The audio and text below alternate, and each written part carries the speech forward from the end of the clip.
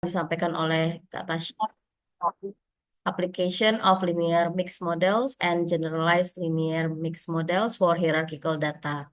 Harapannya apa yang akan disampaikan Kak Tasya nantinya bisa memberikan wawasan, gitu ya, pengetahuan baru, mudah-mudahan bisa bermanfaat nantinya bagi mahasiswa dan juga para pejuang TA yang mungkin sedang berjibaku dengan ide-ide topik untuk tugas akhir gitu ya. Dan mahasiswa juga ini membuka wawasan terkait metode statistika yang kita bisa gunakan nantinya pada aplikasi atau juga pengolahan data-data di sekitar kita.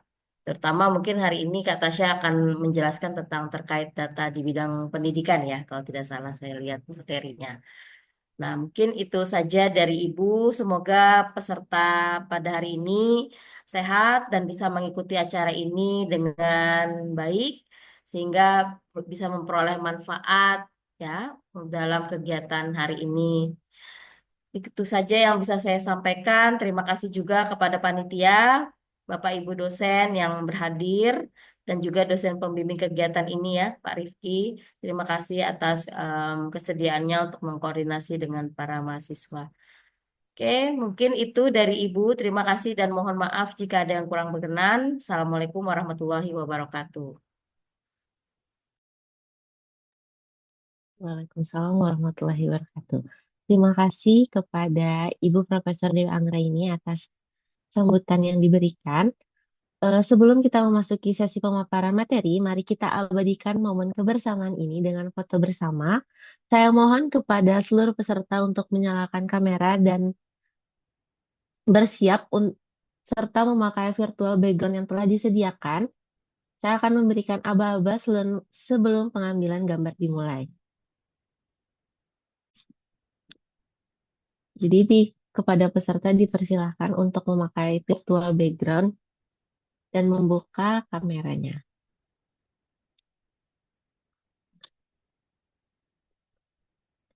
Jika sudah siap, kita mulai sesi foto bersamanya.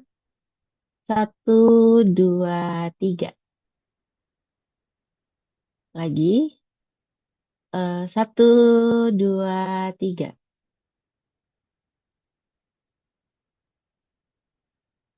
Lagi. 1, 2, 3. Terakhir. 1, 2, 3. Baik, terima kasih kepada Bapak, Ibu, Kakak, Adik, serta teman-teman. Bapak, Ibu, Kakak, Adik, serta teman-teman mahasiswa sekalian, kini kita akan memasuki sesi utama yaitu pemaparan materi oleh narasumber kita, Kak Gusti Tasya Melania, Estat MSI. Kak Tasya merupakan alumni statistika FMIPA ULM yang menyelesaikan pendidikan S1 di program studi statistika FMIPA ULM pada tahun 2022 dan melanjutkan S2 di Statistika dan Sains Data IPB University dengan fokus pada Predictive Modeling pada tahun 2024. Selama pendidikan magister, Kak Tasya melakukan penelitian yang membahas perbandingan metode regresi multilevel dan beta generalized linear mixed model pada data longitudinal capaian IPK mahasiswa. Dalam perjalanan akademik dan profesionalnya, Natasha aktif dalam berbagai penelitian terkait bidang kajian penelitian ilmu statistik lainnya seperti analisis deret waktu dan spasial, dengan berbagai hasil karyanya yang telah dipublikasikan di jurnal dan seminar ilmiah. Natasha adalah ahli dalam analisis statistik permodelan prediktif dan visualisasi data, serta memiliki pengalaman luas dalam penelitian dan pelatihan. Atasnya sendiri menguasai berbagai software analisis data yaitu RStudio, Python, Ifuse, SPSS, dan berbagai software analisis data lainnya. Bapak, Ibu, Kakak, Adik, serta teman-teman mahasiswa sekalian, sesi ini akan berlangsung selama 1 jam dan setelah itu akan ada sesi tanya-jawab. Kepada Kak Gusti Tasya Melania Estat MSI, saya persilahkan.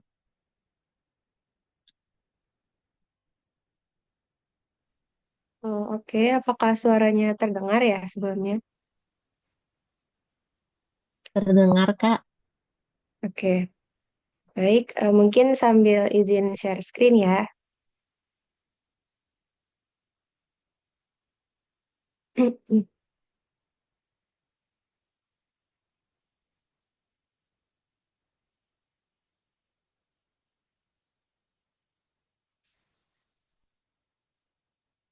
Oke, apakah sudah terlihat ya share screen-nya? Sudah, Kak. Oke, baik. Sebelumnya, Assalamualaikum warahmatullahi wabarakatuh. Selamat pagi semuanya.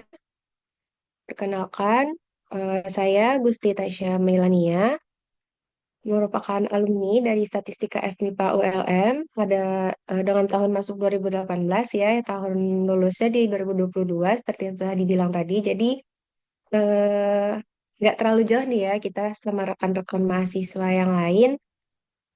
Untuk kesempatan kali ini, saya ingin mengucapkan terima kasih terlebih dahulu kepada pihak-pihak yang menyelenggarakan kegiatan ini, terutama pada Ibu Profesor Dewi Anggraini, Ibu Dewi Sri Susanti selaku eh, Ketua Prodi dan juga Sekretaris jurusan ya, beserta dengan para dosen dan staf pengajar di program studi statistika dan juga terima kasih kepada Himasta Infinite yang telah membersamai acara kita pada hari ini. Selain itu, saya juga mau mengucapkan terima kasih sebelumnya kepada para peserta yang telah meluangkan waktunya nih untuk bisa bergabung dan juga mungkin nanti diharapkan bisa melakukan diskusi maupun juga ada sharing session ya dari mahasiswa atau memberikan insight gitu dari mahasiswa untuk bisa kita lanjutkan gitu diskusinya menjadi lebih dalam. Nah, jadi pada kesempatan kali ini, saya akan membahas mengenai beberapa hal yang berhubungan dengan penelitian tesis saya. Jadi di sini di antaranya ada terkait dengan data hierarki atau yang biasa dikenal dengan istilah data multilevel. Lalu yang kedua ada terkait dengan jenis data longitudinal yang merupakan bagian dari data hierarki juga sedikit banyaknya. Lalu untuk poin ketiga, empat, dan lima itu adalah metode analisis yang dapat diterapkan pada kedua jenis data tadi. Dan yang terakhir nanti akan ada sedikit pemaparan study case, yang mana study case ini mungkin akan saya sampaikan sedikit terkait hasil penelitian tesis yang saya lakukan. Baik, mungkin langsung saja ya masuk ke materi yang pertama, yaitu terkait dengan hierarchical data. Nah, mungkin bagi rekan-rekan mahasiswa nih yang melihat judulnya, itu pasti sudah terbayang ya, maksudnya jenis datanya ini kira-kira seperti apa. Karena dari kata penyebutannya aja udah hierarki gitu ya, berarti dia pasti ada tingkatan atau level di dalam struktur datanya. Nah, jadi dalam statistik, hierarchical data itu dapat dikatakan sebagai data dengan struktur bertingkat yang mana setiap observasi atau unit amatannya itu dikelompokkan dalam beberapa tingkatan atau level.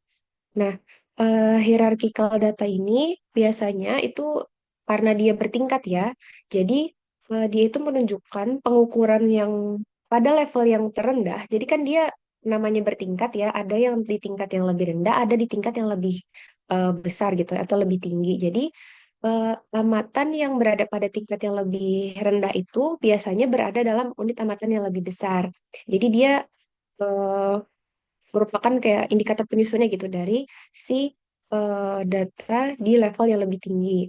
Nah, karena data yang lebih rendah ini berada pada kelompok amatan yang sama, maka dia itu memiliki kecenderungan untuk memiliki karakteristik yang serupa, sehingga setiap level amatan pada level yang lebih rendah, atau katakanlah dia itu di level satu gitu ya, maka mereka itu cenderung tidak saling bebas karena memiliki karakteristik yang cenderung serupa. Nah, bagi rekan-rekan mahasiswa yang mungkin masih bingung nih, maksudnya tuh gimana sih? Kok ada istilah memiliki karakteristik yang serupa, ada istilah level amatan rendah, itu maksudnya apa? Jadi di sini ada seperti ini ya. kira-kira gambaran dari tingkatan datanya itu. Nah, jadi untuk data hierarki ini, kira-kira strukturnya seperti ini. Jadi, data itu memiliki tingkatan mulai dari level terendah, biasanya itu disebut sebagai level 1, lalu ketika data itu meluas cakupannya atau karakteristik dari peubahnya itu meluas, maka dia berada pada tingkat amatan yang lebih tinggi atau pada level 2 dan seterusnya gitu. Jadi ketika dia lebih tinggi lagi, maka dia berada pada level amatan level 3. Lalu apakah hanya terbatas pada level 3? Tidak, tentu saja tidak. Karena namanya juga multi level ya. Jadi dia itu bisa lebih dari 2 tingkat atau lebih dari 3 tingkat tergantung dengan kebutuhan penelitian kita, tujuan penelitian dan juga data yang kita peroleh. Nah, contohnya lagi di sini kira-kira seperti ini nih. Contoh sederhana dari yang sering kita temukan di dunia perkuliahan. Jadi kita anggap eh, kotak perkanan ini yang merupakan siswa, ya siswa A, siswa B, siswa C, siswa D, ini kita anggap sebagai unit amatan di level pertama. Karena dia merupakan unit amatan terendah yang kita amati. Jadi di sini nanti yang diperoleh itu adalah informasi atau karakteristik dari setiap mahasiswa, yang mana informasi dan data karakteristiknya itu nanti kita akan gunakan sebagai peubah dalam melakukan analisis. Lalu siswa-siswa ini tergabung dalam beberapa kelas lagi kan. Jadi di sini kita ambil contoh untuk kelas X itu terdiri dari siswa A dan siswa B. Sedangkan untuk kelas Y itu terdiri dari siswa C dan siswa D. Maka eh, di sini tuh terlihat ya bahwa setiap kelas memiliki siswa yang berbeda dan juga pastinya karakteristik setiap siswa itu cenderung eh, sama untuk setiap kelas, tetapi memiliki kecenderungan yang berbeda untuk setiap kelasnya karena itu tadi ada faktor-faktor.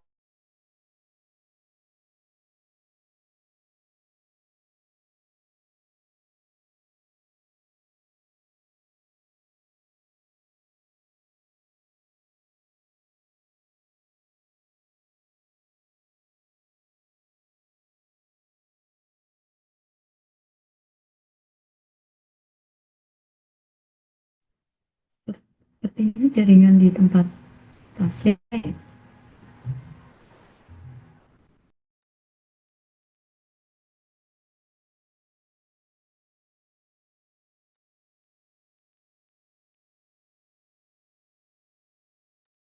Iya, Bu Dewi, sepertinya itu terlempar.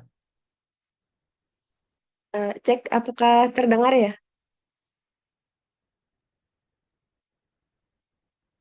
Ya, sudah terdengar. Oke, sorry for the disturbing.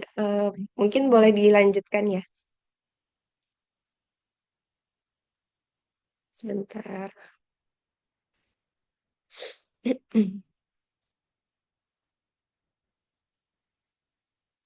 Apakah terlihat ya share screen-nya? Terlihat, Kak. Oke.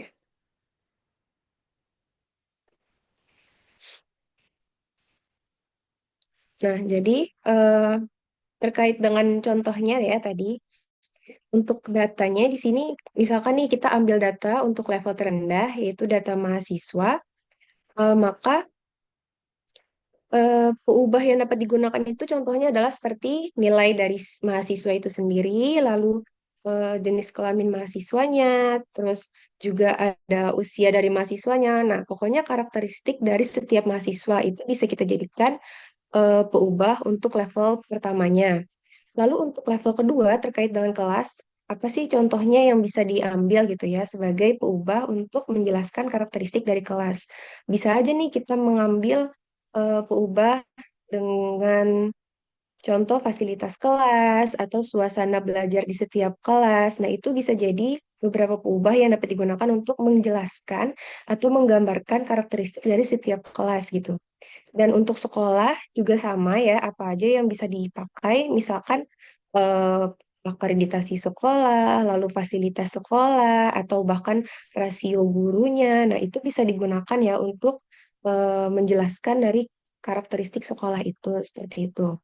Nah, jadi sekali lagi mungkin untuk data hierarki ini ditekankan bahwa ada dua karakteristik utama.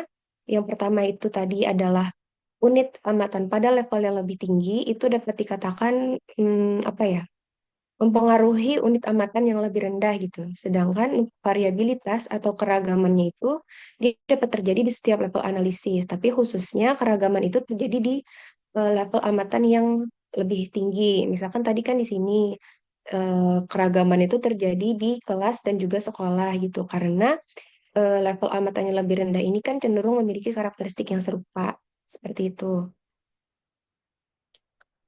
Lalu terkait pokok bahasan yang kedua ya terkait dengan longitudinal data. Mungkin rekan-rekan mahasiswa di sini ada yang sudah mengambil ya mata kuliah ini atau mungkin pernah belajar gitu ya terkait dengan data longitudinal atau apa ya dulu nama mata kuliahnya? Analisis data longitudinal ya kalau tidak salah. Nah, jadi longitudinal data ini apa maksudnya gitu ya?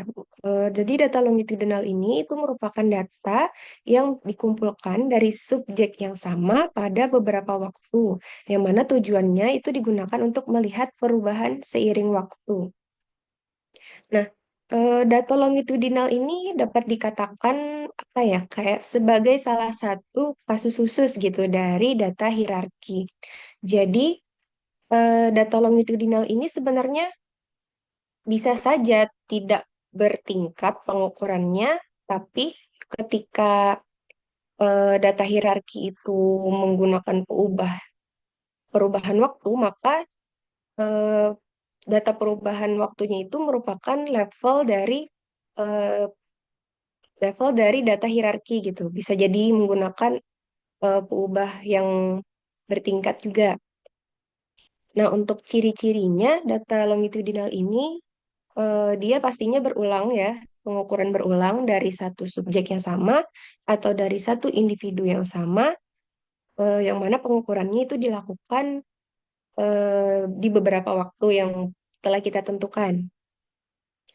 Lalu ciri-ciri lainnya itu dia biasanya ada dimensi waktunya tentu saja ya karena dia pengukuran berulang.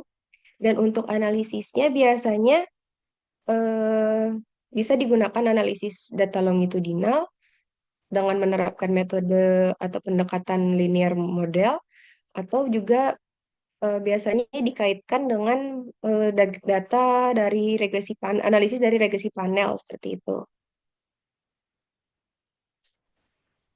Nah, dari kedua jenis data ini mungkin rekan-rekan mahasiswa udah diharapkan bisa menangkap gitu ya perbedaannya. Nah, ini untuk data longitudinal kira-kira seperti ini.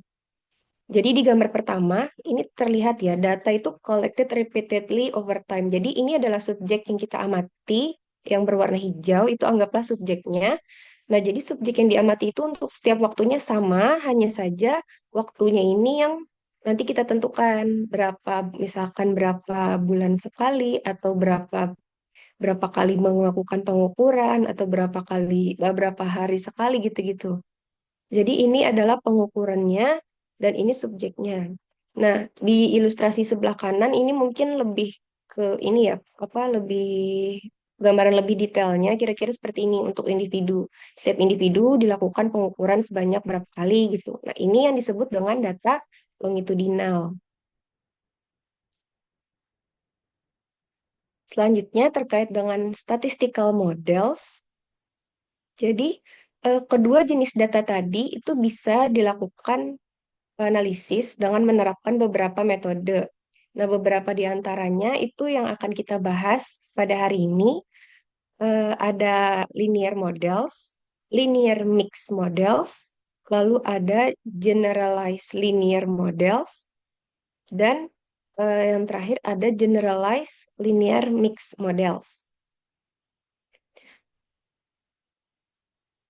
Untuk keempat model ini mungkin dari rekan-rekan mahasiswa juga sudah ada beberapa yang familiar ya. Contohnya linear models itu sudah pasti nggak sih kayak di semester awal perkuliahan, di mata kuliah analisis regresi dan korelasi itu kan pasti dibahas ya terkait linear models, dan juga biasanya sedikit banyak di analisis deret waktu juga ada tuh terkait dengan model linear. Lalu di pengantar statistik atau di statistika inferensia juga ada komponen atau indikator penyusun dari linear models yang biasanya dijelaskan lebih awal ya. Nah, jadi mungkin untuk pembahasannya agak sedikit teoritis, tapi saya mencoba untuk menyampaikannya mungkin secara sederhana saja karena di sini kita kan sesi diskusi ya, nah, dan sesi diskusi ya nanti, dan ini tuh bukan apa ya, bukan sesi penyampaian kuliah gitu ya, jadi nggak terlalu mendalam gitu eh, penjabarannya. Oke, mungkin kita coba masuk ke materi terkait dengan linear models, di mana linear model ini adalah model regresi yang menjelaskan hubungan antara variabel respon Y dengan satu atau lebih peubah penjelas yang biasanya kita simbolkan dengan X dengan menggunakan pendekatan linear.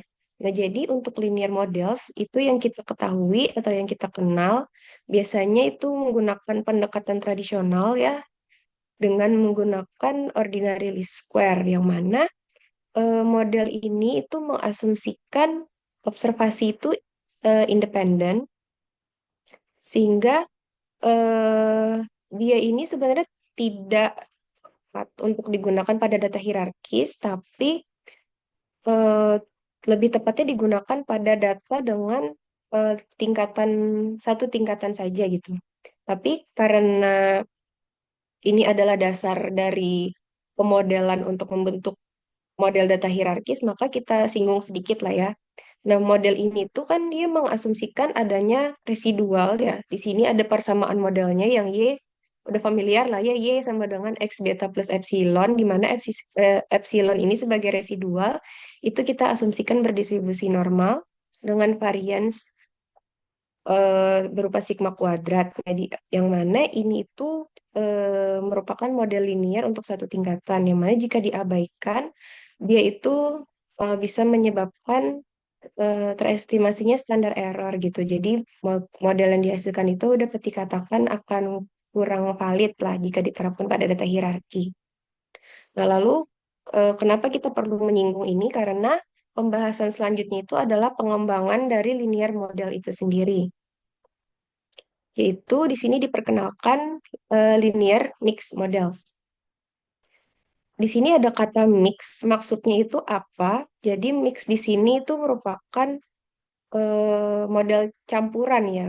Berdasarkan definisinya sendiri, mix merupakan campuran yang menggabungkan efek tetap dan efek acak. Nah, jadi linear mixed models ini merupakan perpanjangan dari linear model yang mengakomodasi adanya efek tetap dan efek acak pada modelnya. Untuk LMM ini sendiri, dia berguna ketika data itu memiliki struktur hierarki atau kelompok. Misalnya nih, data dengan pengukuran berulang atau data longitudinal tadi. Lalu bisa juga data dengan struktur bertingkat, yang mana dia dikelompokkan pada beberapa kelompok gitu tadi ya. Nah, jadi ketika memiliki struktur data seperti itu, model ini lebih tepat untuk digunakan dibandingkan dengan linear models dengan pendekatan tradisional atau regresi OLS tadi. Nah, di dalam LMM ini perbedaannya di mana?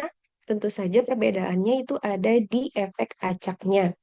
Jadi di sini pada persamaan itu terlihat ya ada penambahan dua unsur baru berupa Z dan U di sini, yaitu Z merupakan matriks desain untuk efek acaknya dan U itu adalah vektor efek acaknya. Nah, jadi ini yang membedakan dengan linear model pada umumnya. Nah, dalam LMM efek tetap beta itu dia merepresentasikan hubungan umum dalam populasi. Jadi dia mirip-mirip aja nih kayak regresi linear biasa ya. Sedangkan untuk efek acak U, dia itu berperan menangkap variasi antar kelompok atau antar individunya. Jadi di situ perbedaan utamanya ya. Nah, untuk efek acak sendiri, dia itu apa sih definisinya gitu ya? Efek acak itu dapat dikatakan sebagai peubah dalam model yang diasumsikan berasal dari suatu distribusi atau distribusi probabilitas tertentu ya, yang biasanya itu dia diasumsikan berdistribusi normal dengan rata-rata nol dan juga dengan struktur varians tertentu. Nah, jadi di sini variansnya itu nggak hanya bergantung di sigma kuadrat aja, jadi dia bisa eh, ditentukan oleh masing-masing peneliti. Nah, tapi penentuannya itu juga ada ketentuan khususnya ya dari beberapa referensi. Nah, fungsinya apa sih efek acak ini atau efek acak U itu?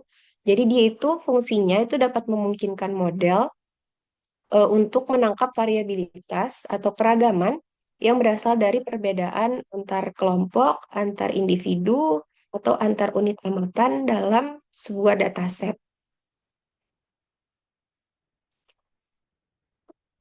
Bagi rekan-rekan mahasiswa yang belum ada gambaran nih, pusing gitu ya, penerapannya gimana gitu. Nah, ini mungkin beberapa contoh penerapan LMR pada data hierarki.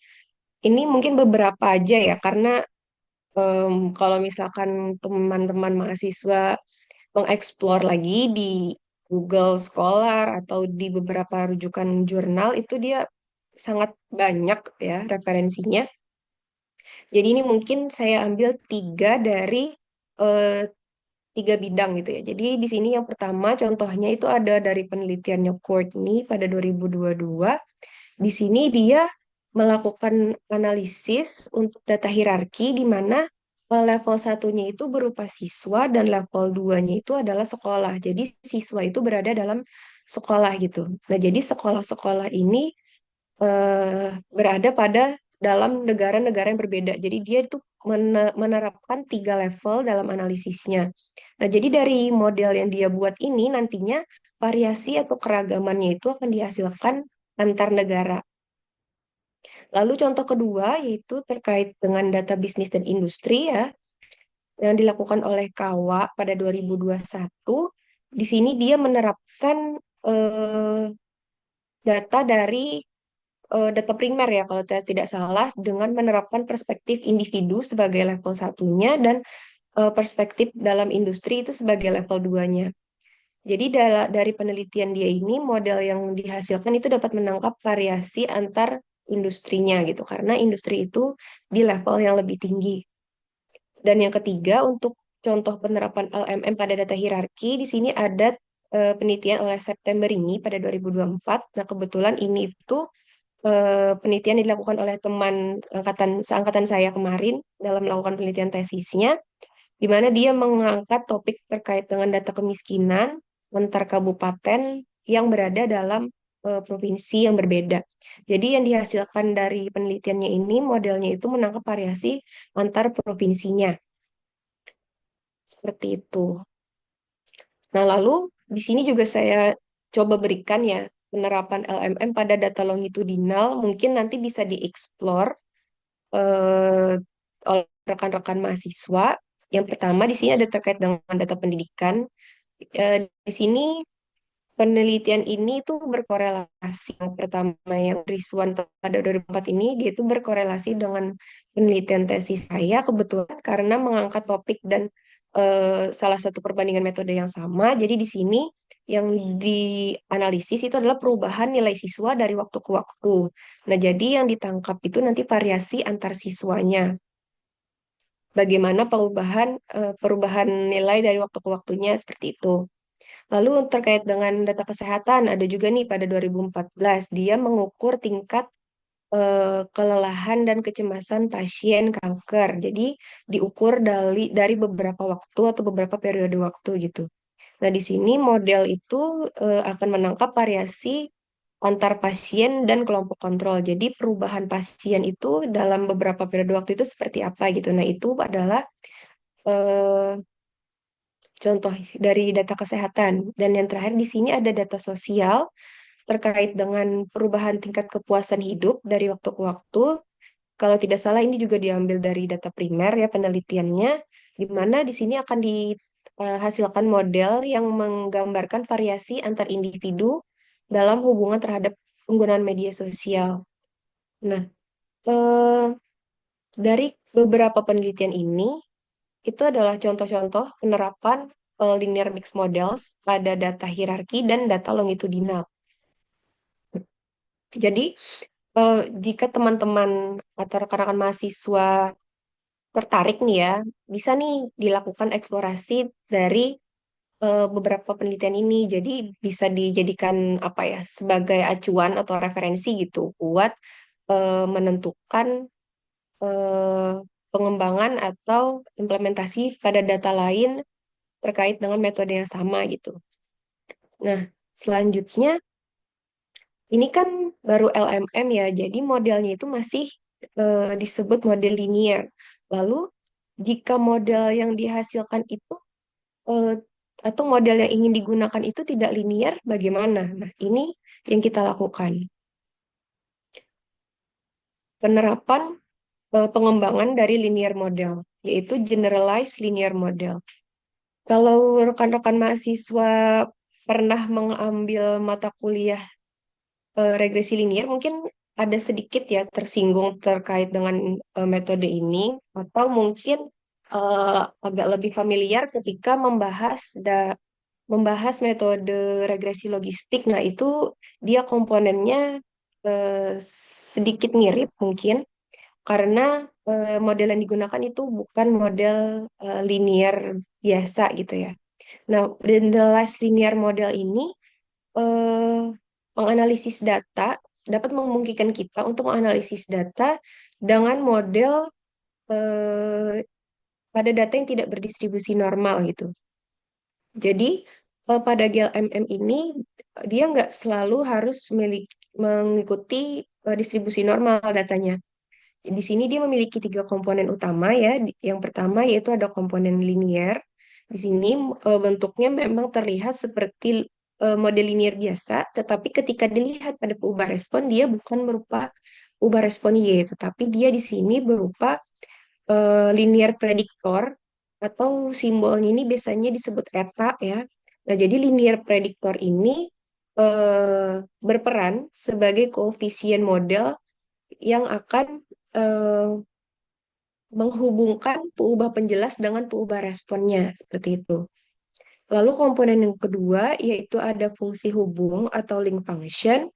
Nah, di sini untuk link function sendiri itu tidak hanya bergantung pada satu link function, tetapi dapat berbeda-beda tergantung dengan distribusi dari data yang kita gunakan. Jadi misalkan misalkan data yang digunakan itu memiliki distribusi Poisson misalkan kan berarti nanti dia akan menggunakan fungsi hubung probit gitu. Nah, jadi dia beda-beda untuk setiap distribusi itu. Nggak cuma terpaku harus menggunakan fungsi hubung logit atau harus menggunakan fungsi hubung probit. Nah, itu tidak. Jadi yang kedua ini, poin atau komponen kedua itu berkorelasi dengan komponen yang ketiga ya terkait dengan distribusi family.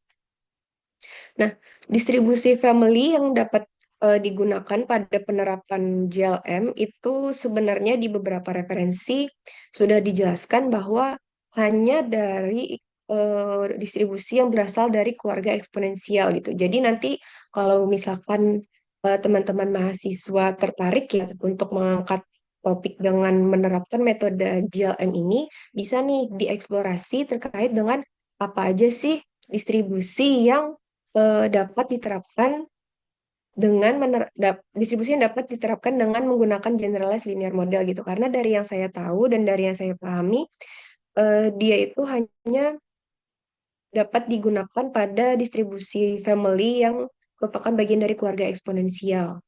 Sedangkan untuk yang di luar keluarga eksponensial itu masih dikembangkan kalau tidak salah. Oke. Distribusi family ini gunanya untuk apa? Jadi distribusi family ini merupakan jenis distribusi yang digunakan untuk menggambarkan respon dalam dalam model GLM. Karena gini ya, data yang kita temukan di lapangan itu belum tentu sesuai dengan ekspektasi kita gitu. Kita tuh berharapnya biasanya ya, kita dapat datanya valid, datanya reliable, lalu hasilnya bagus, dan juga asumsi klasik kita harapkan terpenuhi. Baik itu uji normalitas, heteroskedastisitas, autokorelasi, dan sebagainya itu kita harapkan terpenuhi.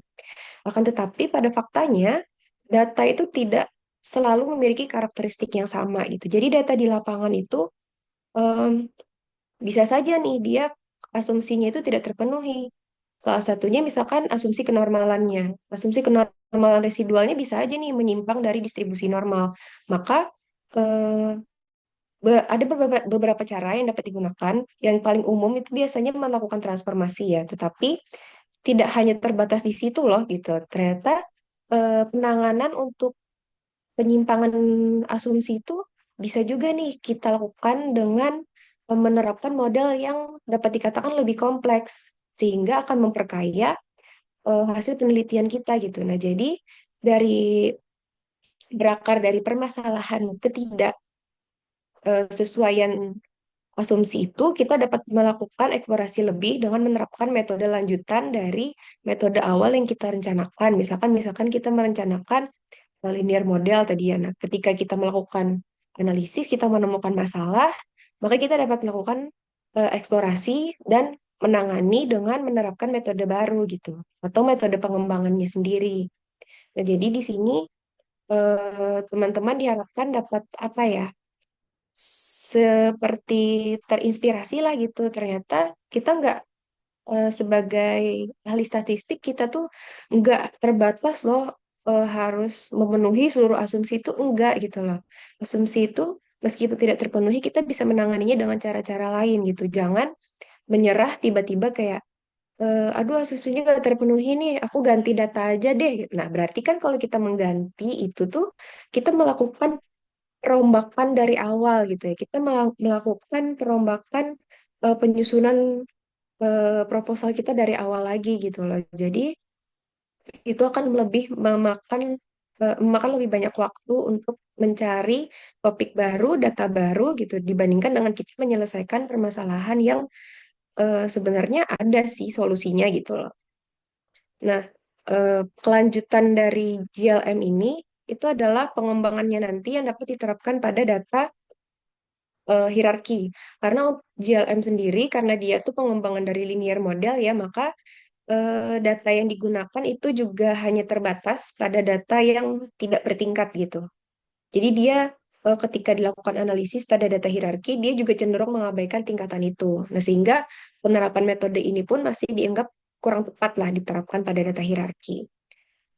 Nah, untuk perluasannya kita gunakan generalized linear mixed models. Jadi di sini itu adalah gabungan.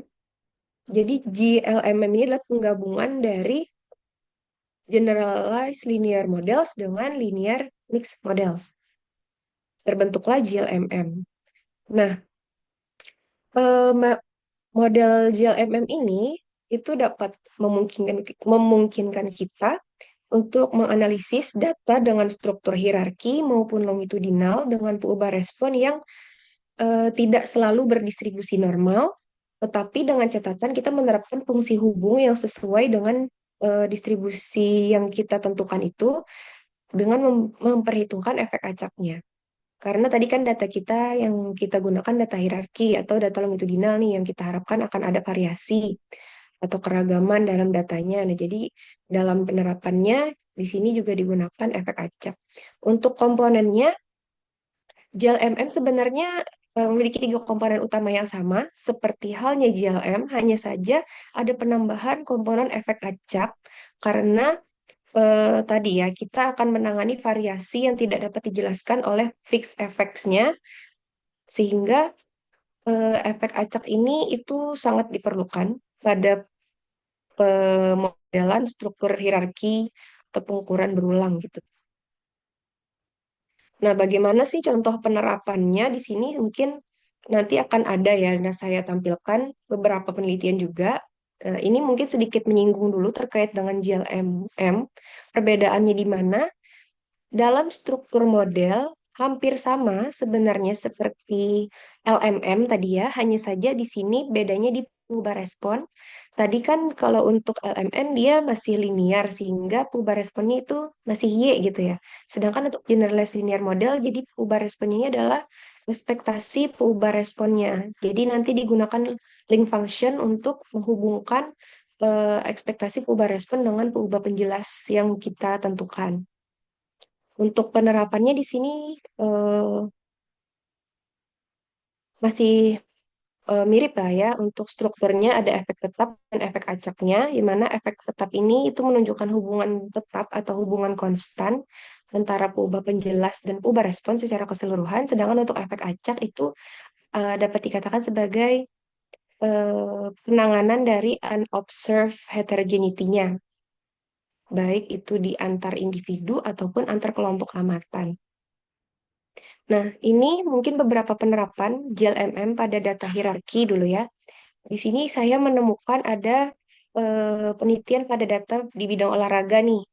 Jadi di sini dia melakukan pengamatan untuk level satunya itu adalah setiap tembakan atau shoot ya, shoot dari pemain bola kalau tidak salah. Nah, jadi level 2-nya itu adalah pemainnya. Jadi level satunya itu adalah amatan shootingnya, lalu level 2-nya itu adalah karakteristik pemainnya gitu. Jadi nanti hasil yang didapatkan itu adalah variasi antar pemain.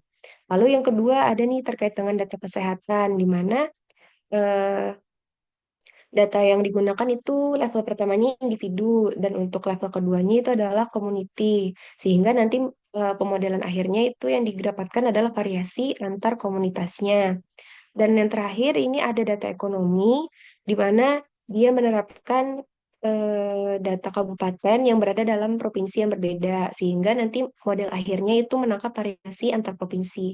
Jadi dia mirip-mirip aja ya seperti yang dicontoh pada data LMM tadi, hanya saja mungkin penerapan dari metodenya aja nih agak sedikit berbeda karena karakteristik dari datanya juga berbeda. Dan ini adalah contoh pada data longitudinal yang menerapkan unsur pengukuran berulang juga gitu pada datanya. Jadi dia itu selain menerapkan data hierarki, data longitudinalnya juga dapat dimasukkan pada struktur data hierarki. Jadi dia bisa menjadi salah satu peubah dalam salah satu level amatan gitu. Oke, yang pertama di sini ada data pendidikan. Ini adalah penelitian yang saya lakukan terkait dengan data IPK ya. Jadi perubahan yang dilakukan, yang diamati itu adalah perubahan nilai mahasiswa maaf, dari waktu ke waktu. Jadi di sini digunakan data capaian IPK mahasiswa dari setiap semester dengan menangkap variasi antar individu. Ini salah ya, harusnya antar individu. Lalu untuk data kesehatan, di sini ada perubahan nilai indeks kesehatan pasien dari waktu ke waktu. Jadi nanti yang ditangkap itu adalah varians antar pasiennya.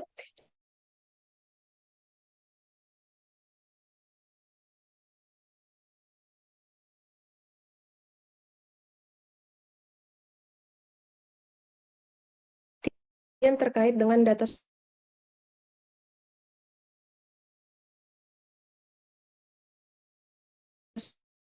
Spotify gitu. Jadi eh, dari ke waktu gitu. Jadi di sini dia terang data longitudinal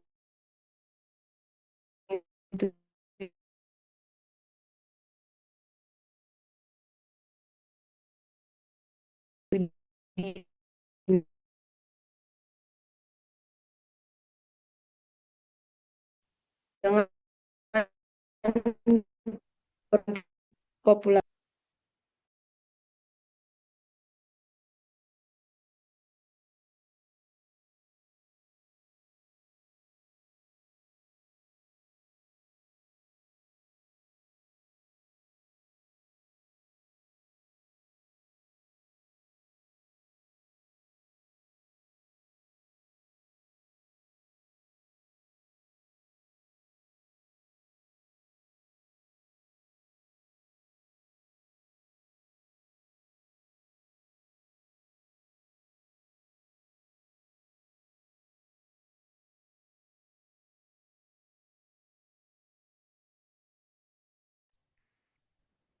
Eh, tes, mohon maaf ya, jaringan di sini agak kurang stabil karena cuacanya sedang tidak mendukung.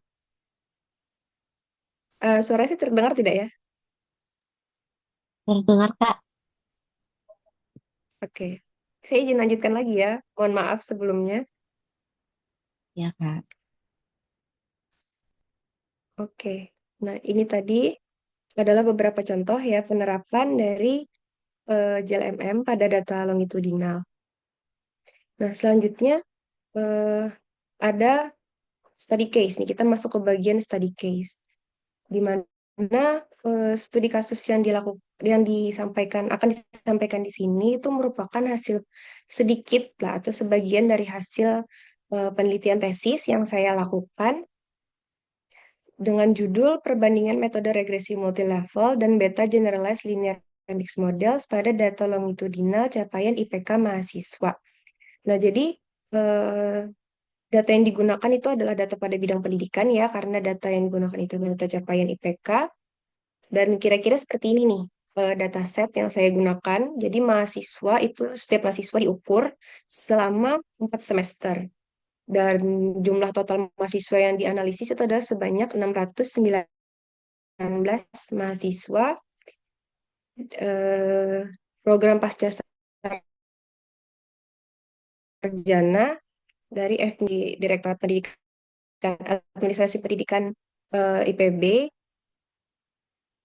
pada untuk mahasiswa pasca sarjana tahun masuk 2019.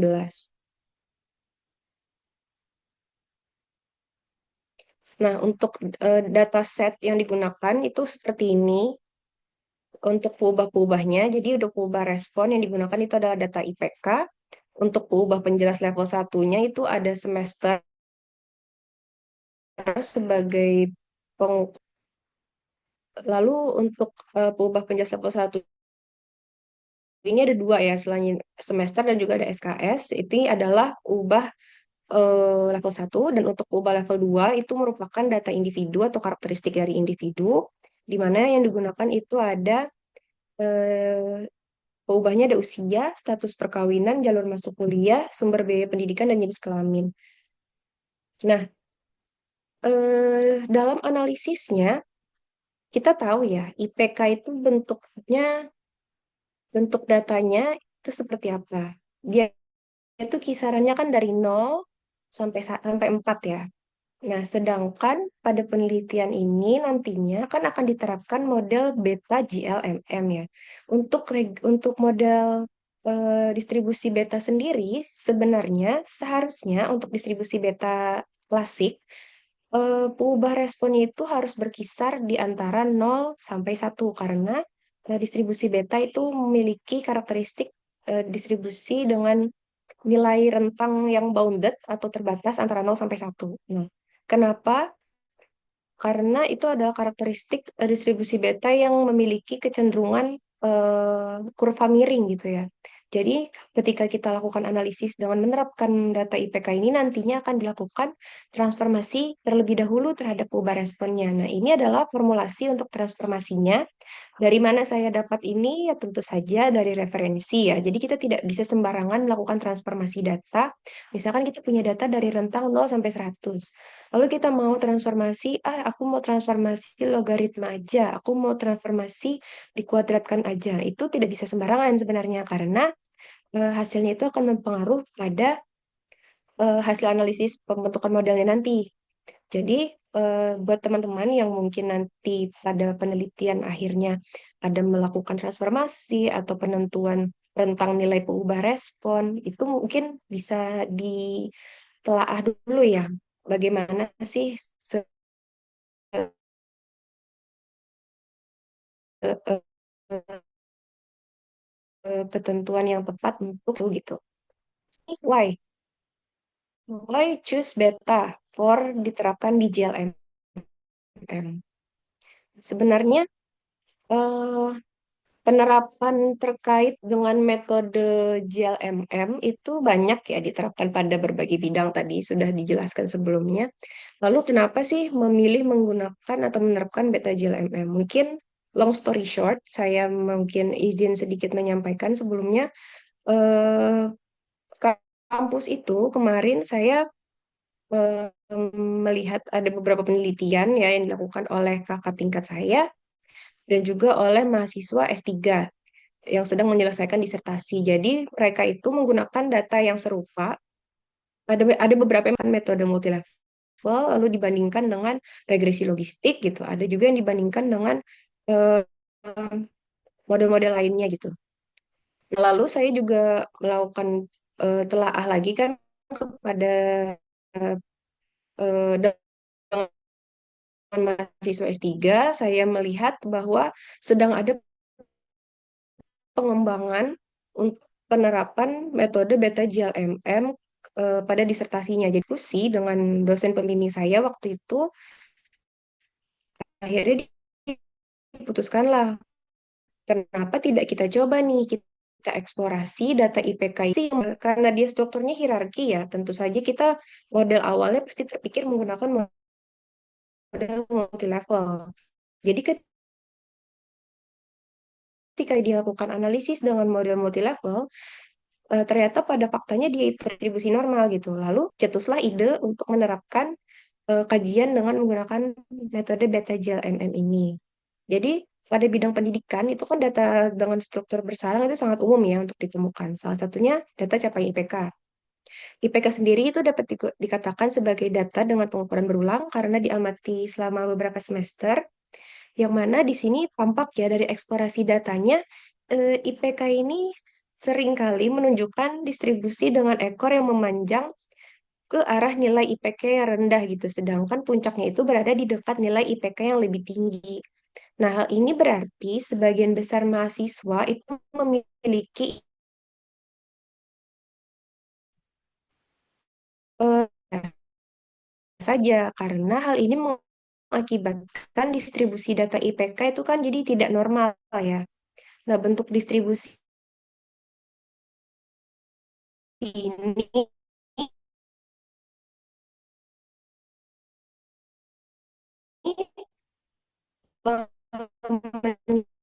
menyerupai dengan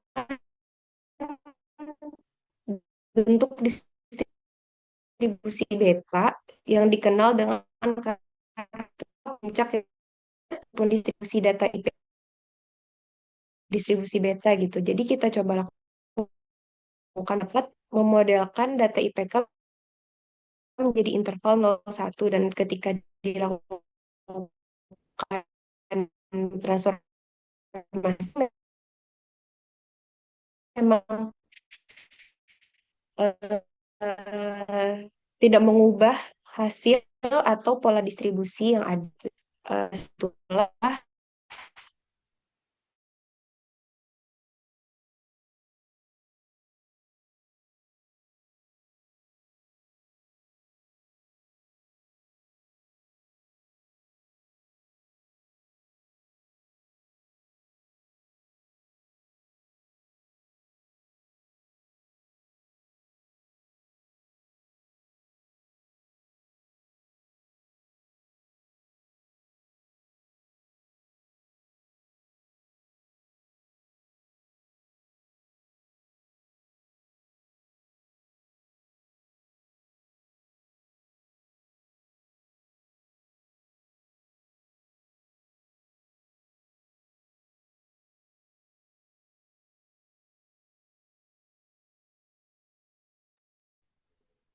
Sepertinya Tasya terputus ya koneksinya.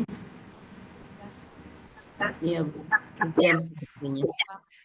Oh ini ya pantesan. Mungkin mohon nanti maaf bisa. sekali terlempar lagi ya.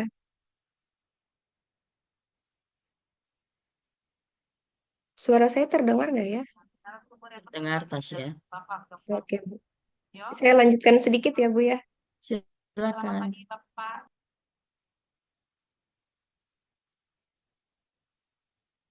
Mm-mm.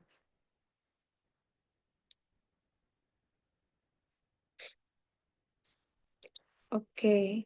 Nah, jadi eh, ini adalah tahapan atau flowchart yang saya lakukan ketika melakukan analisis perbandingan analisis regresi multilevel dan juga beta JLMM. Jadi sebenarnya tahapannya sama ya. Jadi dari peubah respon yang awalnya interval 0 sampai 4 itu kita lakukan analisis regresi multilevel dulu sampai akhirnya selesai dan diperoleh model dengan kinerja terbaik dari perbandingan itu. Lalu dilakukan analisis lagi dengan melakukan transformasi peubah respon untuk menganalisis beta JLMM itu. Jadi alurnya itu sama, hanya saja perbedaannya itu di awal, di mana kita menentukan rentang peubah responnya dulu, serta menentukan fungsi hubung yang sesuai dengan distribusi peubah responnya gitu. Nah, jadi kebetulan di sini karena saya menggunakan distribusi beta ya sebagai indikasi distribusi data IPK, maka fungsi hubung yang saya gunakan itu adalah fungsi hubung logit. Nah, ini juga nggak bisa sembarangan ya. Jadi untuk menentukan fungsi hubung itu kita harus melakukan kajian literatur. Dan dari beberapa literatur yang saya dapatkan, untuk distribusi beta itu digunakan fungsi hubungnya logit. Jadi ketika melakukan pemodelan beta JLMM di sini menggunakan link function berupa fungsi logit. Nah, ini adalah eh, tahapan untuk membentuk model regresi multilevel, di mana sebenarnya ada 3 tahapan utama untuk membentuk analisis regresi multilevel ini.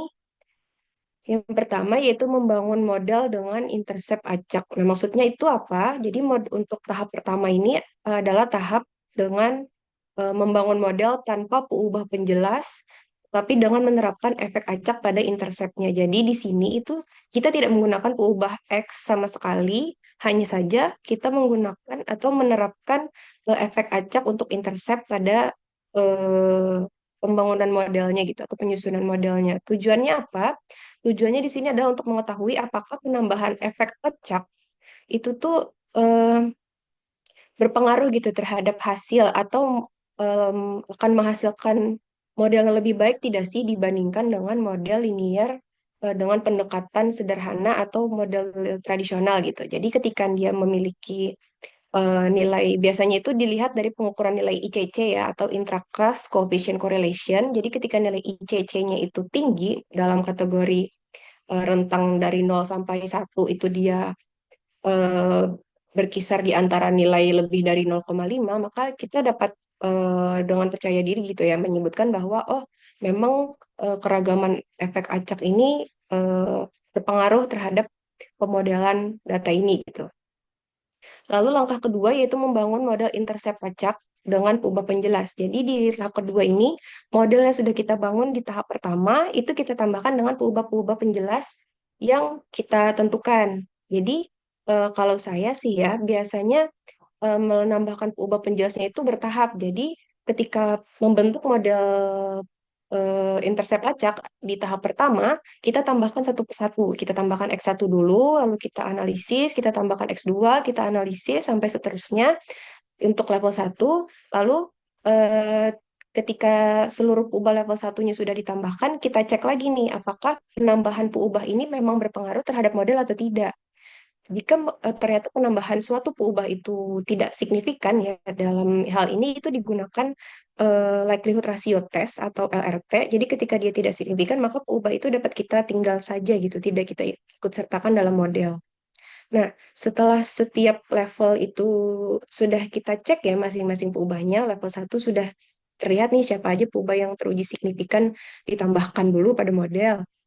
Lalu peubah penjelasnya kita lakukan penambahan lagi. Nah, setelah itu baru kita masuk ke tahap ketiga, itu membangun model dengan kemiringan acak.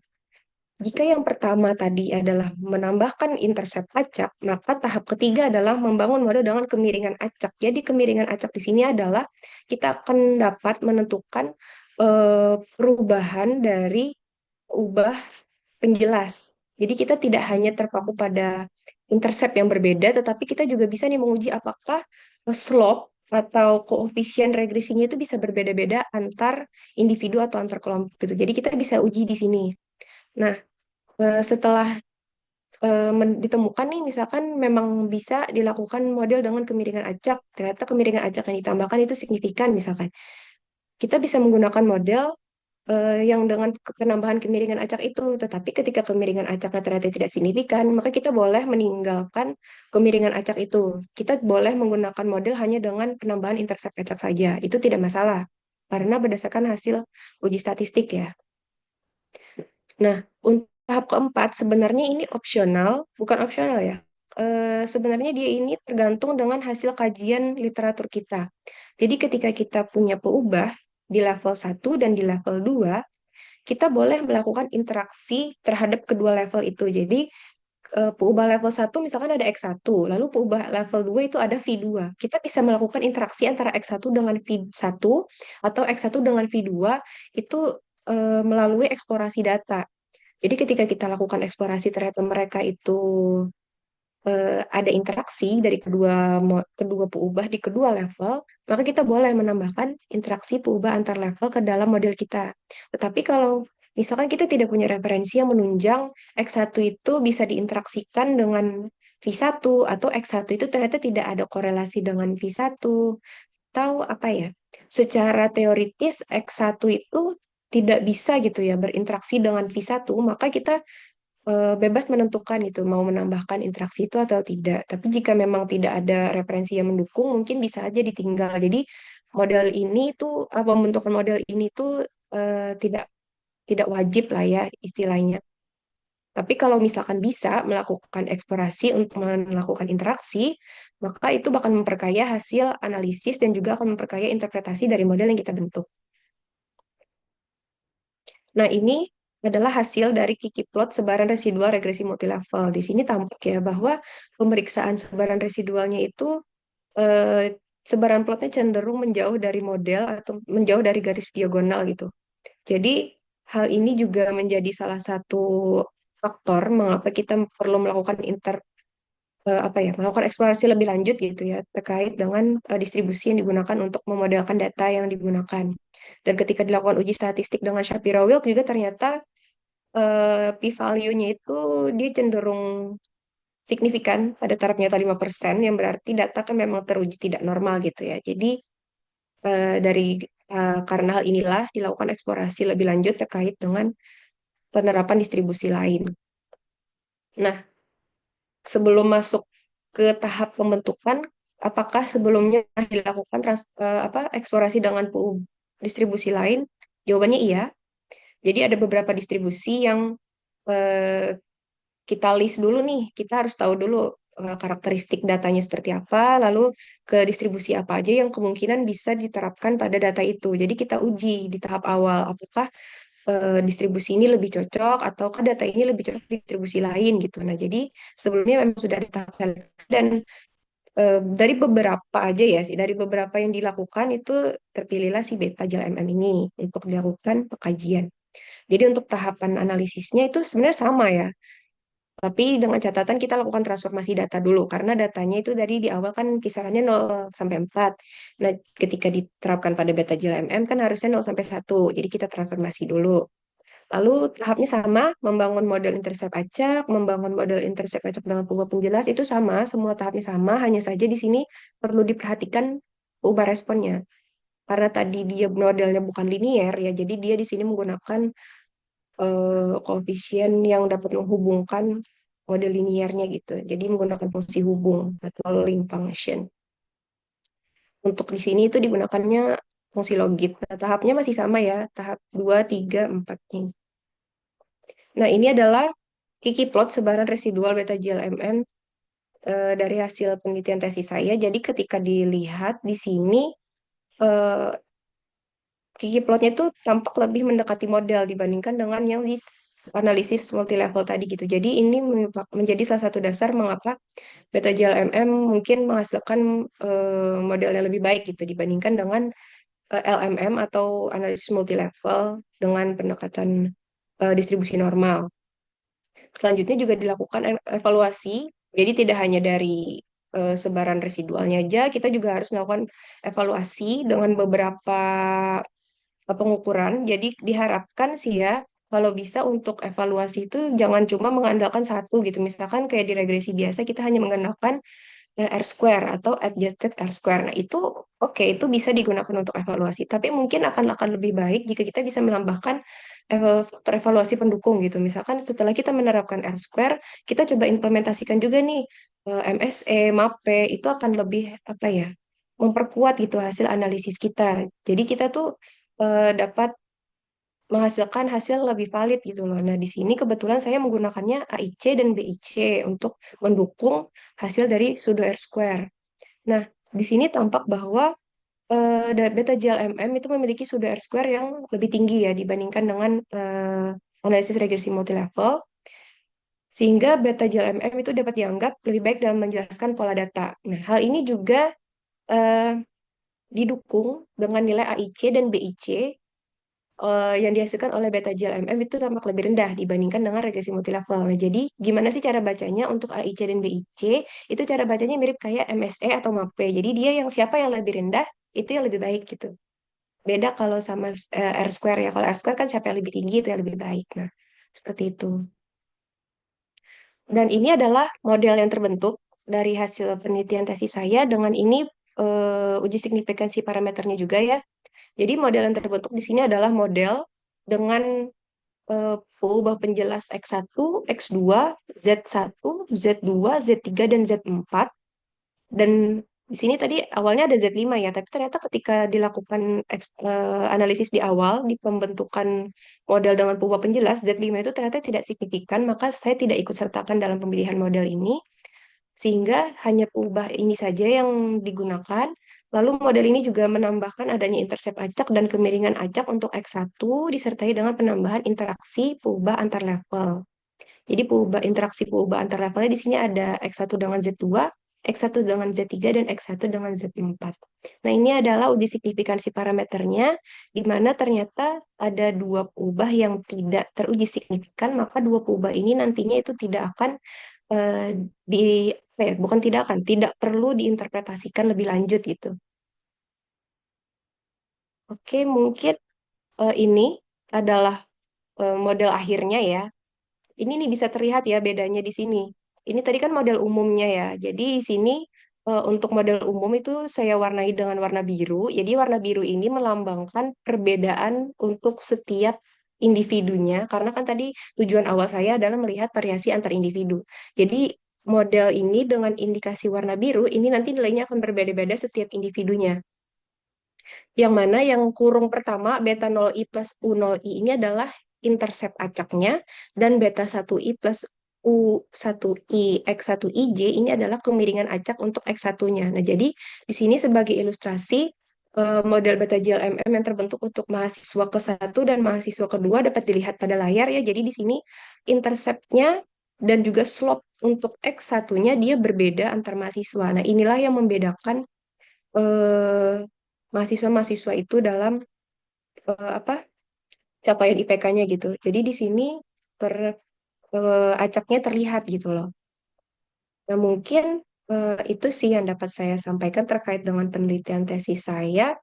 Diharapkan bagi mahasiswa yang sedang atau akan melakukan penelitian tugas akhir itu bisa ini ya, mendapatkan insight lah ya terkait dengan entah itu data penelitiannya ataupun metode penelitiannya gitu. Nah, jadi kalau mau diskusi pun boleh silahkan. Jadi nanti kita bisa eksplor sama-sama gitu. Karena di sini kan kita sifatnya open discussion ya. Jadi kita sama-sama saling belajar, kita tidak saling menggurui, tapi kita saling membantu gitu dalam hal penelitian ilmiah. Mungkin itu yang dapat saya sampaikan. Terima kasih atas waktu yang diberikan, terima kasih atas perhatiannya, dan sebelumnya minta maaf atas kendala dan masalah yang terjadi terkait jaringan ya. Oke, mohon maaf sebelumnya. Mungkin itu saja. Saya kembalikan ke moderator. Wassalamualaikum warahmatullahi wabarakatuh. Waalaikumsalam warahmatullahi wabarakatuh. Baik, terima kasih banyak kepada Kak Gusti Tasya Mela Nia Estat MSI atas pemaparan materinya. Izinkan saya di sini untuk menyimpulkan sedikit dari pemaparan materi yang telah Kak Tasya sampaikan. Jadi, Untuk data hierarkis dan data longitudinal dapat dianalisis menggunakan beberapa metode statistik. Di antaranya itu ada linear models yang digunakan untuk data linear, tetapi mengasumsikan independensi antar observasi. Lalu ada linear mixed models yang merupakan pengembangan dari linear model yang mempertimbangkan efek acak untuk menangani struktur data bertingkat atau berulang. Lalu ada generalized linear models yang memungkinkan analisis data yang tidak berdistribusi normal, dan yang terakhir ada generalized linear mixed models yang menggabungkan ILM dengan efek acak sehingga cocok untuk data hierarkis dan longitudinal yang tidak berdistribusi normal. Memasuki sesi selanjutnya, Bapak, Ibu, Kakak, Adik, serta teman-teman sesi sekalian, kita beralih ke sesi tanya jawab, di mana sesi tanya jawab ini berlangsung selama 30 menit. Peserta yang ingin mengajukan pertanyaan dapat menggunakan fitur raise hand atau menuliskannya di kolom chat. Lalu, untuk prioritas diberikan kepada peserta yang bertanya secara langsung. Setelah dipersilakan, peserta dipersilakan untuk mengaktifkan mikrofon. Pertanyaan dari kolom chat akan dibacakan setelah sesi pertanyaan langsung selesai. Sesi akan dibagi menjadi 3 sesi pertanyaan dengan setiap sesi terdiri dari 3 peserta yang berkesempatan untuk bertanya. Bagi yang ingin bertanya, silahkan menggunakan fitur raise hand atau mengetik pertanyaan di kolom chat. Saya buka kesempatan bagi 3 peserta pertama untuk mengajukan pertanyaan. Silahkan menyampaikan pertanyaan secara langsung ataupun melalui chat. Pada peserta dipersilakan.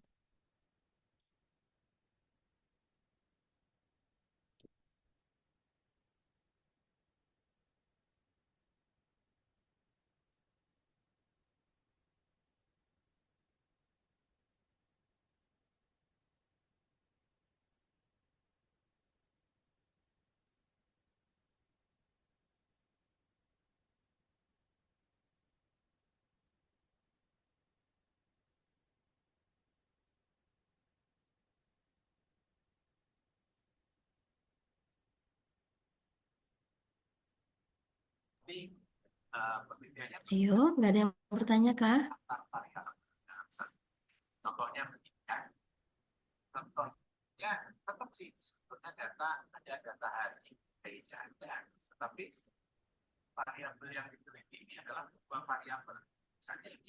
Kalau nggak ada yang bertanya, Ibu bertanya deh ya. Boleh nggak, Siti Bilkis? Mewakili Silahkan. ya, Bude. Silahkan, Iya. Bu. Oke. Tasya, tadi kan bicara data longitudinal ya. Ada beberapa bidang yang bisa kita implementasikan ya untuk metode yang tadi sudah Tasya jelaskan. Untuk misalkan data longitudinalnya ini, apakah sifatnya harus prospektif atau retrospektif? Karena kan mungkin kalau kita lihat tadi kan data longitudinal itu diperoleh dengan pengamatan dari individu dari waktu ke waktu gitu ya, Tasya. Nah, pertanyaan Ibu, apakah boleh data longitudinal di sini itu menggunakan yang prospektif atau yang retrospektif? Seperti itu. Mungkin itu. Sedangkan mungkin bisa dicontohkan dari data tesisnya Tasya sendiri itu eh, jenisnya longitudinal data yang retrospektif atau prospektif. Mungkin itu dari Ibu. Terima kasih.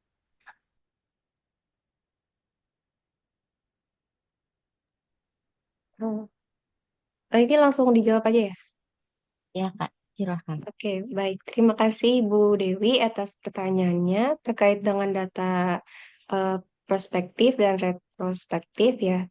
Sebelumnya untuk penelitian tesis saya itu sifatnya retrospektif karena datanya itu merupakan data historis ya. Jadi datanya diambil dari kampus sendiri dan informasi yang diperoleh pun kan berasal dari informasi yang diperoleh dari data kampus itu sendiri.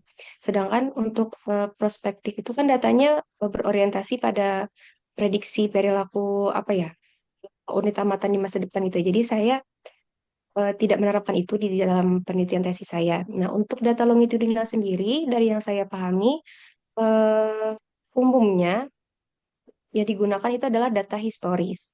tapi tidak menutup kemungkinan dapat menggunakan data prospektif gitu dalam penelusuran analisisnya. Karena mungkin dia ini apa ya? Dia ini sifatnya pengukuran ya. Jadi kita harus ada data sebelumnya gitu sebagai acuan referensinya sehingga mungkin lebih terkesan umum aja gitu digunakan data retrospektif. Mungkin seperti itu. Oke, baik, Tasya. Mungkin juga ini ya, Tasya ya, kalau retrospektif itu datanya udah ada duluan gitu. Kalau longitudinal itu tantangannya lebih besar ya, untuk memfollow up gitu ya, memfollow up individu gitu ya. Ya walaupun mungkin kalau ini ya longitudinal yang retrospektif itu bisa jadi peneliti itu bisa follow up tadi ya. Jadi datanya mungkin bisa lebih bisa dipantau mungkin ya. Kalau retrospektif kita ibarat kasarnya itu pasrah dengan data yang sudah ada gitu ya, Tasya ya. Dan yang sudah dikumpulkan ya, tapi udah lengkap gitu kan. Jadi mungkin dari segi waktu mungkin ya, Tasya ya, lebih hemat waktu. Iya, Iya. betul sekali, Bu. Oke, oke, terima kasih.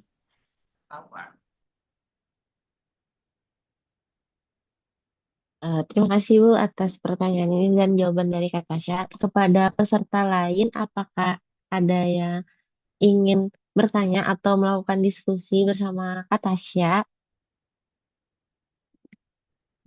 Bisa aja tulis pertanyaannya di kolom chat. Nanti akan dibacakan.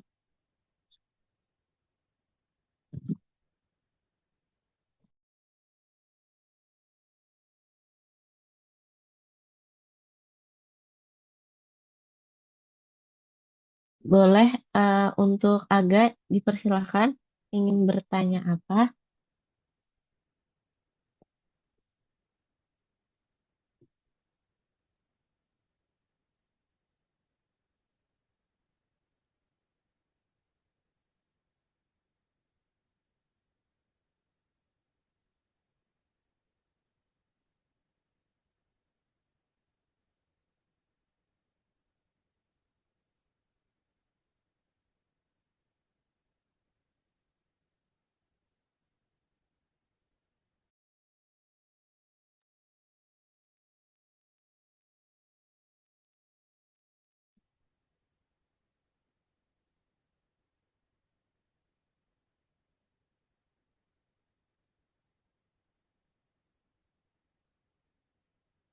Izin membacakan pertanyaan dari Aga.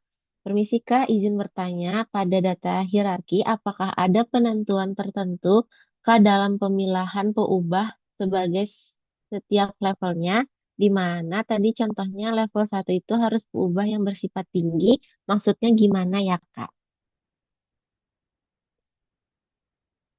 Mungkin kepada Kak Tasya bisa langsung aja menjawab pertanyaan dari Aga.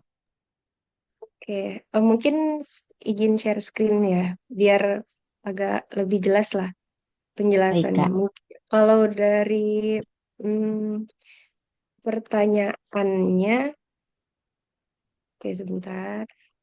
Kalau dari pertanyaan yang diajukan mungkin ada sedikit misunderstanding lah ya.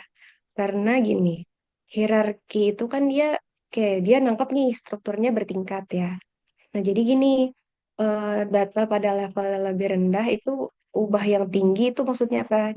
Maksudnya enggak, bukan kayak gitu. Jadi kayak gini, ubah data hierarki itu sendiri kan dia namanya hierarki ya. Ada tingkatan, ada level 1, level 2, dan level 3. Nah, kita anggaplah level 1 ini merupakan level terendahnya, sedangkan level 2 itu level yang lebih tinggi, dan level 3 itu level yang lebih tingginya lagi gitu. Atau level dengan cakupan yang lebih besarnya. Nah, jadi peubah-peubah yang berada pada level yang terendah atau pada peubah-peubah yang berada pada level pertama itu kita anggap sebagai unit amatan terendah. Kenapa? Karena dia itu data yang kita gunakan itu apa ya? Berasal dari unit amatan yang lebih sederhana gitu. Nah, contohnya seperti ini yang ada pada gambar ini ya. Kita ambil contoh pertama. Jadi di sini tingkatan atau unit amatan yang paling sederhananya di sini apa? Yaitu siswa. Siswa itu adalah unit amatan yang sederhana karena di dalam siswa tuh tidak ada pengukuran yang bisa dilakukan lagi gitu kan. Nah, sedangkan di sini itu kan pengukuran yang lebih tinggi ada kelas dan sekolah. Jika kita tarik dari atas ya, kita lihat dari atas nih, sekolah itu terdiri dari beberapa kelas. Benar kan? Nah, lalu kelas-kelas itu terdiri dari beberapa siswa lagi. Nah, itulah yang dimaksud dengan tingkatan menurun atau dari yang tinggi ke yang lebih rendah, seperti itu. Jadi, ubah untuk level yang pertama itu malah dapat dikatakan ubah dengan level terendah gitu, bukan yang ubah yang tinggi maksudnya. Jadi agak kebalik lah ya persepsinya. Nah, untuk peubah-peubah yang dapat digunakan itu untuk peubah pada level terendah itu karakteristiknya lebih sederhana gitu. Jadi karena karakteristik yang kita anggaplah kita di sini menggunakan level pertama oleh siswa. Jadi karakteristik siswa itu yang kita gunakan sebagai peubah. Misalkan tadi ada jenis kelamin, ada usia, lalu ada status perkawinan. Nah, itu adalah level-level yang dapat digunakan sebagai peubah-peubah yang dapat digunakan sebagai karakteristik yang menjelaskan suatu individu. Nah, lalu untuk karakteristik kelas sebagai level 2 kita dapat memperoleh informasi terkait kelas itu sendiri. Misalkan jumlah bangku dalam setiap kelas, lalu apakah fasilitas kelasnya lengkap, lalu bagaimana suasana belajar dalam suatu kelas. Nah, itu kan dia setiap kelas pasti berbeda-beda ya. Nah, jadi itu adalah beberapa karakteristik yang dapat menggambarkan kondisi dari ubah level kedua, yaitu kelasnya. Demikian pula dengan sekolah, kita bisa memperoleh informasi terkait sekolahnya gitu. Jadi, misalkan berapa jumlah gurunya, berapa jumlah murid setiap sekolahnya, atau bagaimana akreditasi sekolahnya. Nah, itu mungkin beberapa informasi yang dapat menggambarkan si sekolah-sekolah itu gitu loh. Nah, mungkin contoh lain ya, yang lebih apa ya, bisa eh, ditangkap ini deh. Nah, di sini di data ekonomi deh. Nah, di data ekonomi ini biasanya ya, kalau misalkan teman-teman itu sering dengar data panel atau mungkin ada beberapa yang penelitiannya data panel atau mungkin udah ngambil mata kuliah itu. Nah, itu kan kalian pasti mencari data dari beberapa daerah atau beberapa unit gitu kan. Nah, jadi unit amatan itu bisa jadi level nih untuk data hierarki. Misalkan teman-teman bisa ngambil data dari kecamatan, dari desa, kecamatan, terus nanti kan bisa bertingkat lagi nih, ada di data kabupaten, setelah kabupaten ada data provinsi. Nah, itu adalah beberapa contoh dari data hierarki juga. Jadi di sini bisa kita lihat nih contohnya data ekonomi.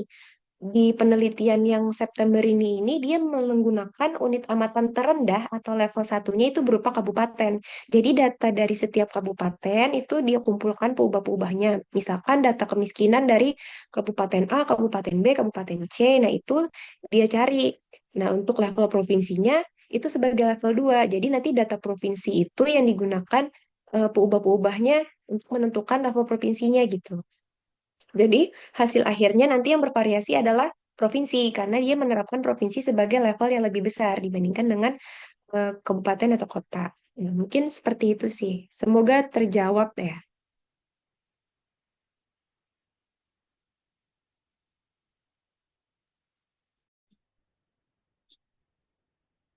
Baik, terima kasih kepada Kak Tasya atas jawabannya. Lalu untuk peserta yang lain yang ingin bertanya, dipersilahkan. Alhamdulillah sangat terjawab, Kak. Terima kasih banyak, Kata Aga. Untuk peserta yang lain yang ingin bertanya bisa bertanya secara langsung ataupun eh, mengetikkannya melalui kolom chat. Dipersilahkan. Ya, kepada saudara saudara Ajim, dipersilahkan untuk Baik, apakah suara saya terdengar? terdengar, Kak. Oke, mungkin izin bertanya aja. Ini kan terkait data hierarkis ini, eh, bagaimana kalau misalkan di dua di dua observasi itu dia punya struktur hierarki yang berbeda. Misalkan kita membandingkan dua negara, tapi negara yang pertama itu Indonesia, yang kedua itu Amerika. Nah, kan kita tahu Amerika itu ada lagi negara bagian, nggak langsung ke provinsi. Nah, itu bagaimana? Atau misalkan contohnya di antar sekolah, ada sekolah yang punya penjurusan IPA IPS, ada yang sekolah langsung sekolah kelas, tapi ada juga yang sekolah jurusan kelas. Nah, itu bagaimana kamu menyikapinya kalau misalkan ada struktur yang berbeda antar observasi gitu?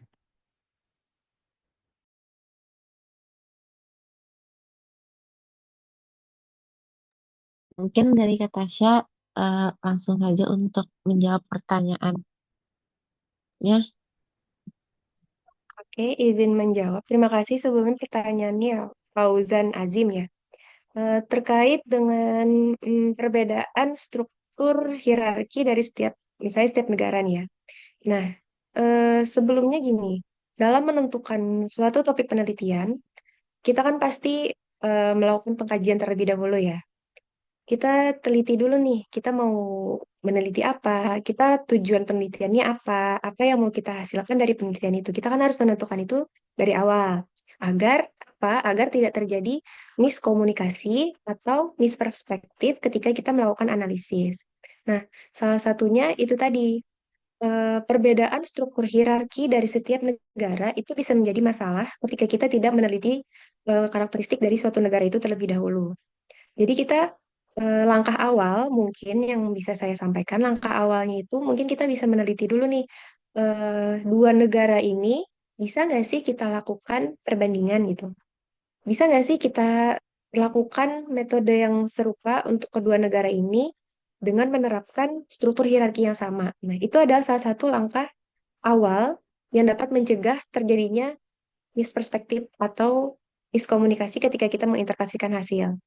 Lalu kita pastikan juga nih, kayak tadi kan, misalkan Amerika, dia ada beberapa negara bagian, sedangkan Indonesia tidak. Nah, itu kan kita bisa, apa ya, bukan tidak mungkin sebenarnya kita melakukan analisis terhadap dua negara itu, tapi jika kita ingin lebih memahami karakteristik data, dan jika kita tidak ingin, apa ya, melakukan perspektif dalam interpretasinya, maka kita dapat melakukan analisis dengan negara yang mungkin lebih apa ya, lebih memiliki karakteristik struktur yang sama gitu, dibandingkan kita mendapatkan masalah di akhir karena kita di awal tidak melakukan penelitian terlebih dahulu terhadap negara perbanding kita.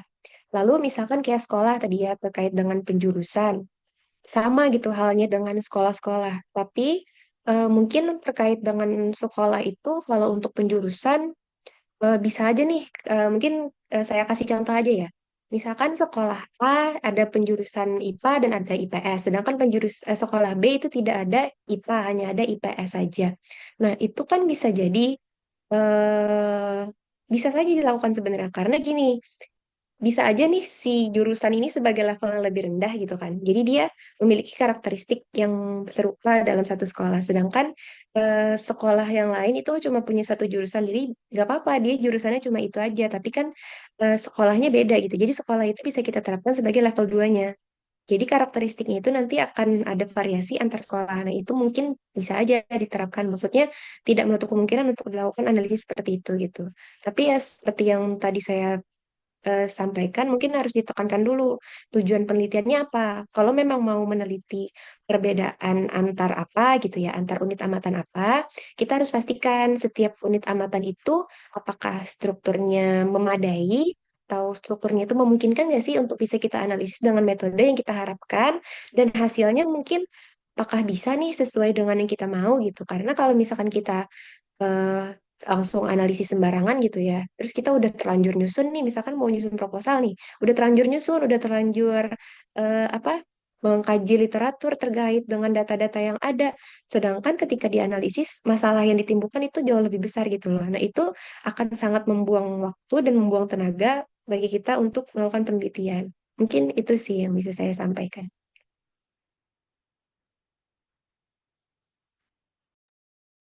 Baik, terima kasih kepada Kak Tasya. Apakah dari Saudara Ejim ada tanggapan? Oh, Kak, terima kasih banyak. Baik, mungkin karena sudah ada tiga yang bertanya, kita buka sesi pertanyaan yang kedua.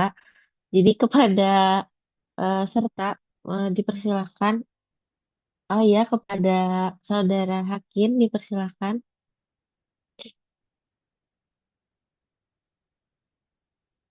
Baik, terima kasih atas kesempatannya. Sebelumnya perkenalkan saya Muhammad Hakim Nazili dari Angkatan 2022. Mungkin izin bertanya, eh, tadi kan kalau nggak salah penelitian kakak itu tentang IPK di suatu universitas ya kak. Nah, yang kita tahu setiap mahasiswa itu semesternya itu kan beda-beda kan. Ada yang lulus di 2 tahun, mungkin ada yang di 4 tahun.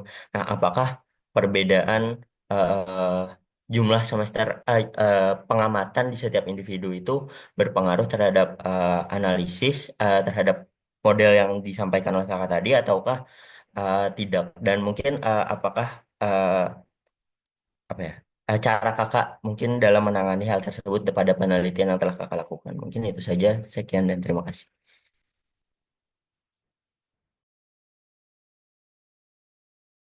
Terima kasih atas pertanyaannya. Untuk kepada Kak Tasya mungkin dipersilakan untuk langsung menjawab.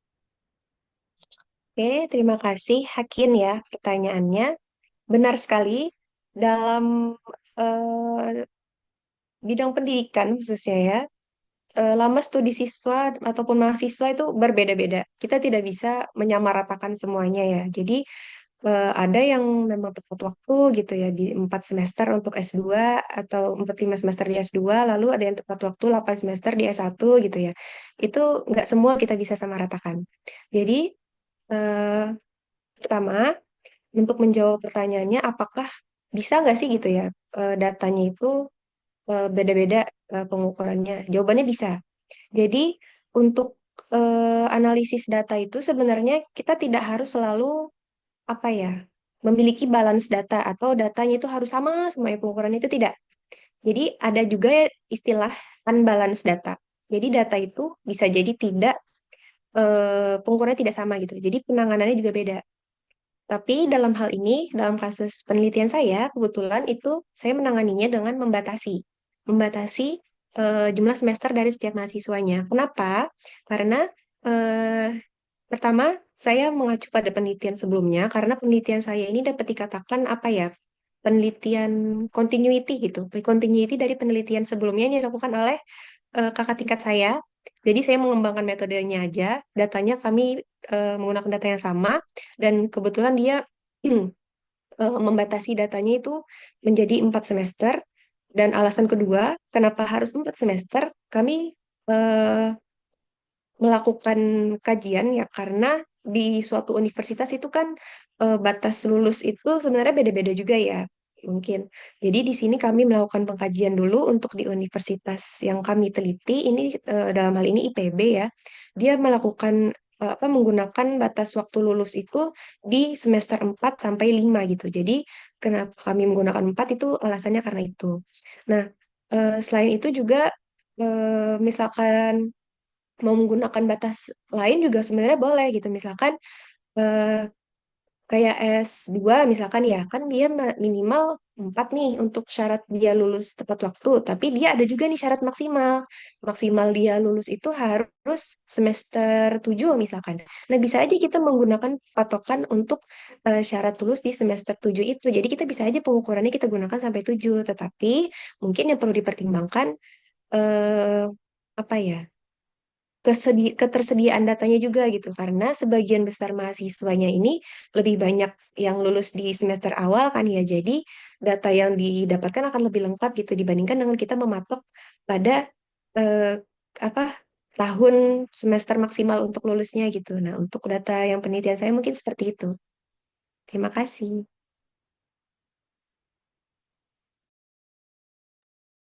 Terima kasih kepada Kak Tasya atas jawaban dari pertanyaan. Kepada saudara Hakim, apakah ada tanggapan? Cukup, terima kasih. Baik. Kepada peserta yang lain, apakah ada yang ingin bertanya lagi? Karena masih ada waktu untuk bertanya.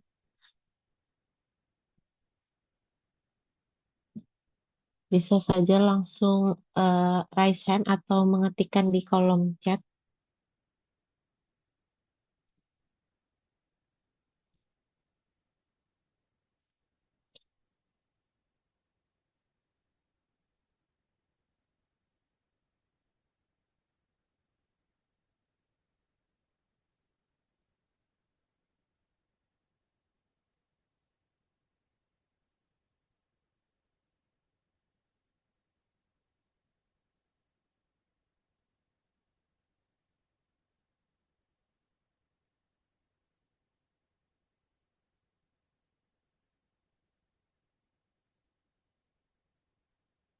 Kepada peserta mungkin diharapkan juga untuk mengisi daftar hadir yang sudah dikirimkan linknya di kolom chat.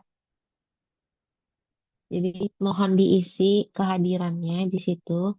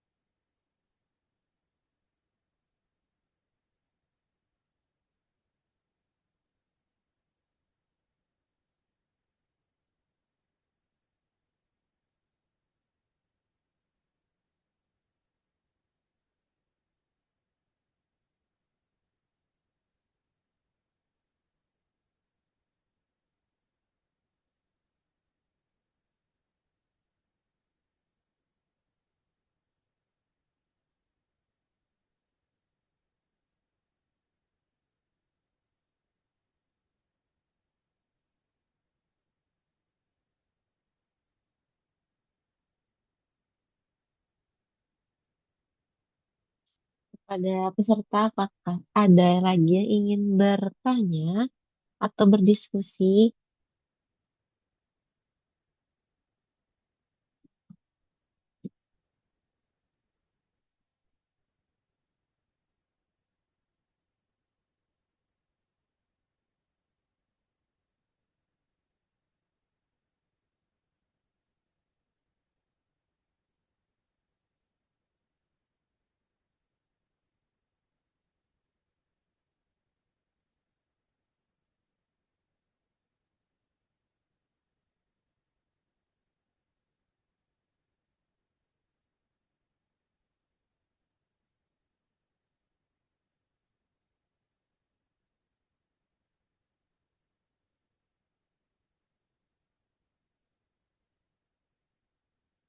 Baik, mungkin karena sudah tidak ada yang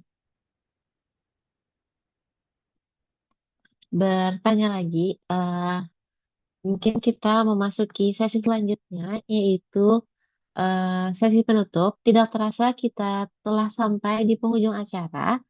Saya mewakili Program Studi Statistika mengucapkan terima kasih yang sebesar-besarnya kepada Kak Gusti Tasya Melania atas ilmu dan wawasan yang telah dibagikan pada hari ini.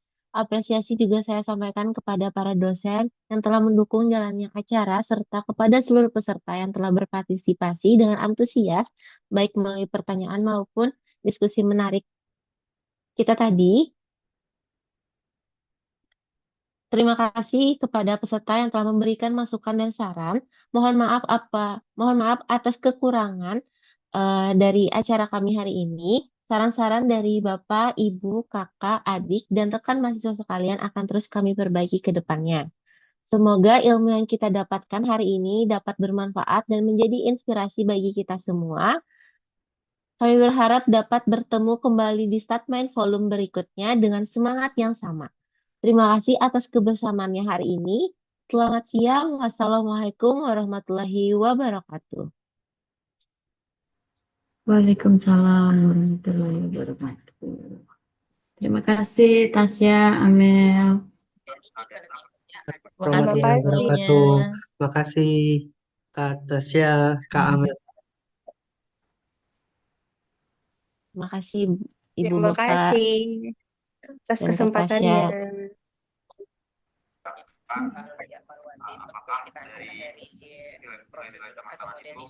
Yes, untuk semuanya ya.